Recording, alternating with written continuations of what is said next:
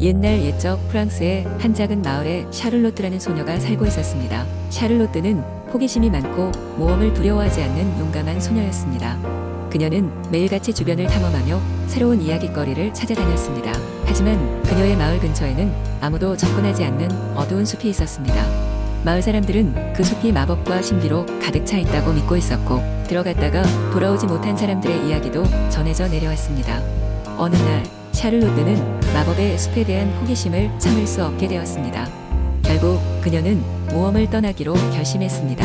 아침 일찍 일어난 샤를로트는 바구니에 먹을 것과 따뜻한 옷을 챙겨 숲으로 향했습니다.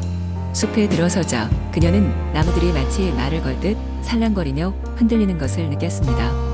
그녀는 무슨 일이 있어도 돌아가리라 마음을 먹고 숲 깊숙이 발걸음을 옮겼습니다. 얼마간 걷다 보니 햇살이 들지 않는 깊은 곳에 다다르게 되었고, 그곳에서 샤를로트는 100마리의 나비들이 춤추는 것을 보았습니다. 나비들이 그녀를 둘러싸더니 그녀에게 길을 안내하는 것처럼 느껴졌습니다.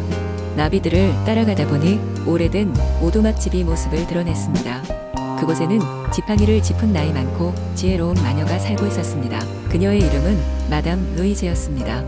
마담 루이즈는 샤를로트가 어떤 특별한 목적을 가지고 이곳에 왔다고 믿었습니다. 그녀는 샤를로트에게 숲에 숨겨진 보물에 대해 이야기했습니다.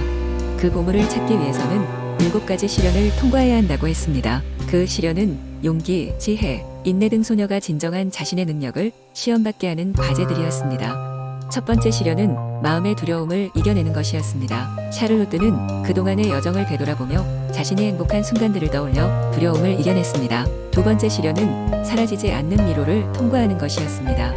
그녀는 마음의 눈을 믿고 자신의 직감을 따라 미로를 통과했습니다. 세 번째 시련은 마법의 생물이 주는 지혜의 수수께끼를 푸는 것이었고, 네 번째 시련은 신뢰하는 친구를 만드는 것이었습니다. 숲속의 생명체들과 우정을 쌓으면서 그녀는 많은 친구들을 사귀게 되었습니다. 다섯 번째 시련은 인내심을 시험하는 것으로 흐르는 시간을 느끼며 자연과 하나가 되는 것이었습니다.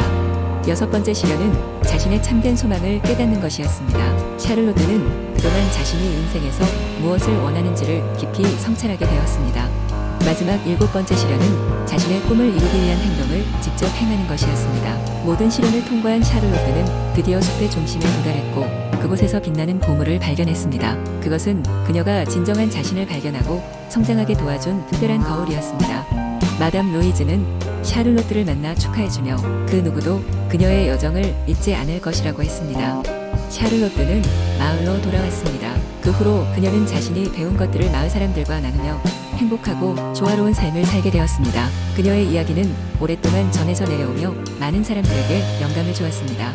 그리고 숲은 여전히 그 신비로움을 간직한 채 사람들을 맞이하였습니다. 두 번째 이야기, 프랑스의 한적한 마을 뒤편에는 깊고 어두운 숲이 있었고, 그 숲의 중심부에는 오래된 궁전 유적이 숨겨져 있었다. 사람들은 그곳에 대해 다양한 전설을 이야기하며 늙은 호수의 기사와 숲의 마녀가 관련되어 있다고 믿었다. 옛날 옛적 마을에는 소년 리옹이 살고 있었다. 리옹은 항상 호기심이 많았고 그마저도 마을 사람들의 경고를 무시하고 숲에 들어가곤 했다.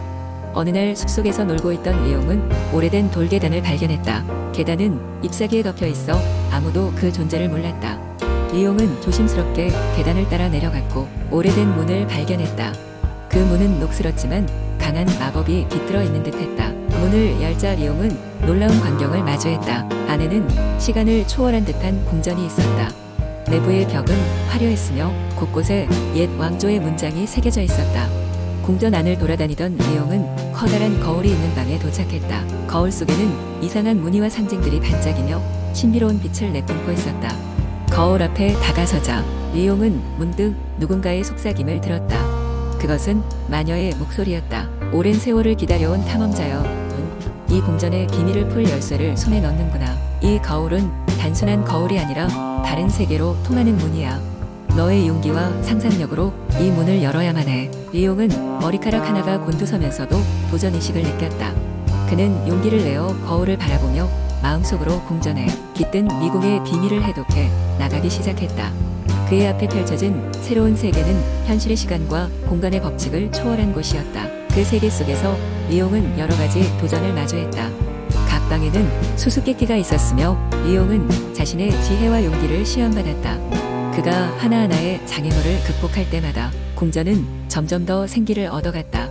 그의 흉터는 곧 명예의 훈장이 되어 마녀의 맹세를 떠올리게 했다. 마침내 리옹은 거울 세계의 마지막 방에 도착했다. 그곳에는 커다란 황금 상자가 있었고 리옹은 상자를 조심스럽게 열었다. 그 안에는 오래된 서적과 아름다운 왕관이 들어있었다. 서적은 이 궁전이 지니고 있는 모든 비밀을 담고 있었고 왕관은 미래의 왕에게 주어질 귀중한 유물이었다. 리옹은 알게 되었다.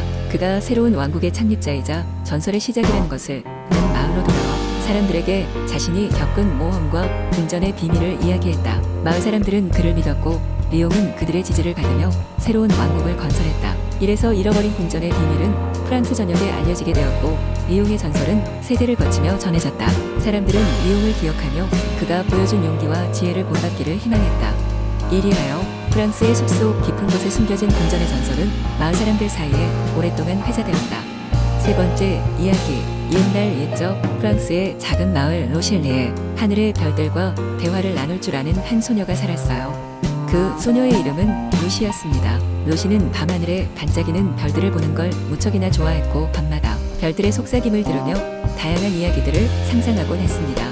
루시의 마을은 포도밭과 밀밭으로 둘러싸여 있었고 낮에는 온 마을이 생기 넘치는 활기로 가득했습니다. 그러나 밤이 되면 모든 것이 조용해지면서 하늘의 별들이 마치 은빛의 요정처럼 그 모습을 드러냈습니다. 루시는 자기 방 창문 너머로 보이는 수많은 별들을 보며 마치 자기가 별들 사이를 날아다니고 있다는 상상에 젖어들었습니다. 그녀는 한밤중에 몰래 밖으로 나가 집 뒷마당에 놓인 작은 언덕에 올라갔습니다. 그러면 별빛이 그녀를 감싸며 환하게 비춰주곤 했죠. 그러던 어느 날 밤 루시는 특별한 별 하나를 발견했습니다. 그 별은 다른 별들보다 훨씬 더 반짝이며 마치 자기를 부르는 듯한 느낌이 들었습니다. 아주 가깝게 느껴졌지만 손에 닿지 않는 거리였습니다. 그녀는 별에게 속삭였어요. 별님, 왜 그렇게 반짝이는 거예요? 그러자 그 별이 대답했습니다.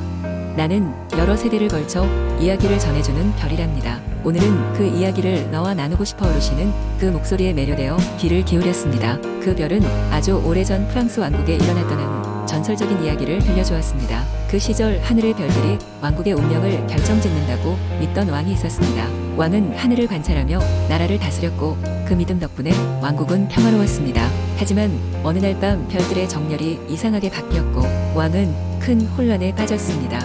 왕은 마을의 가장 지혜로운 장로를 불러 별들의 의미를 해석하게 했습니다. 지혜로운 장로는 별들의 움직임 속에서 새로운 시대의 도래를 예언하였고 그 소식을 왕에게 전했습니다. 왕은 그 예언을 듣고 새로운 시대로의 전환을 준비하기 시작했습니다.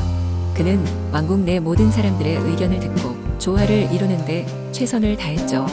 시간이 흐르며 왕국은 놀라운 변화를 겪었습니다. 사람들은 서로 협력하며 더 풍요로운 삶을 살기 시작했고 왕국의 경계는 별빛이 닿는 곳까지 확장되었습니다. 그리고 그 중심에는 항상 별들의 조언을 듣고 따라가는 왕과 그의 신하들이 있었죠. 루시는 별의 이야기를 다 듣고 나서는 깊은 감명을 받았습니다.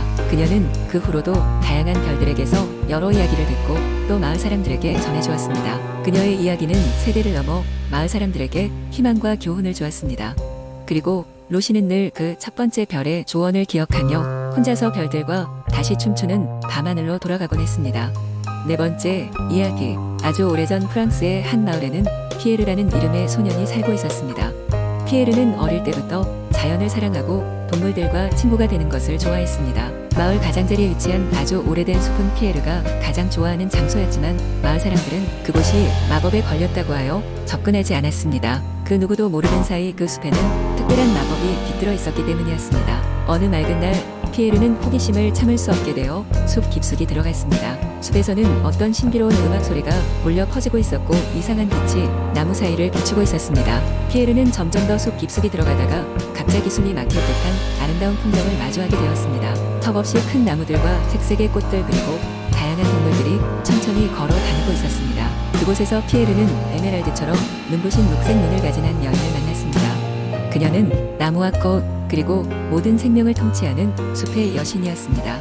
그녀는 피에르에게 자신이 숲을 지키고 있으며 그곳의 모든 것들이 자유롭고 행복하게 살아갈 수 있도록 보호하고 있다고 말했습니다. 피에르는 그동안의 궁금증을 잔뜩 풀고 그녀에게 다가가 이렇게 물었습니다. 그렇다면 왜 마을 사람들은 이 숲이 마법에 걸렸다고 생각하는 거죠? 숲의 여신은 부드러운 미소를 지으며 마법이란 모든 이들에게 항상 이해되는 것은 아니라고 설명했습니다. 피에르는 여신의 이야기를 경청하며 숲과 마을을 이해하고 관찰할 수 있는 능력을 얻게 되었습니다. 그러자 피에르는 여신에게 이렇게 부탁했습니다. 제가 마을로 돌아가 이 숲이 우리가 두려워할 필요가 없다는 것을 사람들에게 알리고 싶습니다. 여신은 고개를 끄덕이며 피에르에게 숲의 힘을 조금 나누어 주었습니다. 피에르는 그 힘으로 마을 사람들에게 숲의 아름다움과 평화를 보여줄 수 있었습니다. 시간이 지나면서 마을 사람들은 피에르의 이야기를 믿게 되었고 결국 그들 중 몇은 용기를 내어 숲을 방문하기 시작했습니다. 몇 년이 지나고 피에르는 그 숲의 전설적인 가이드가 되어 마을의 아이들에게 자연의 아름다움과 숲을 지키는 방법을 가르쳤습니다. 숲의 여신은 이 모든 과정을 은밀히 지켜보며 피에르에게 고마움을 느꼈습니다. 그리하여 그녀는 피에르와 마을 사람들에게 늘 푸른 숲을 약속하였고 피에르는 그 숲의 일대기 속에 전설적인 인물로 남게 되었습니다. 이리하여 피에르와 마법의 숲 이야기는 전 세대에 걸쳐 전해 내려오며 그들의 자연에 대한 사랑과 존중을 일깨워 주게 되었습니다.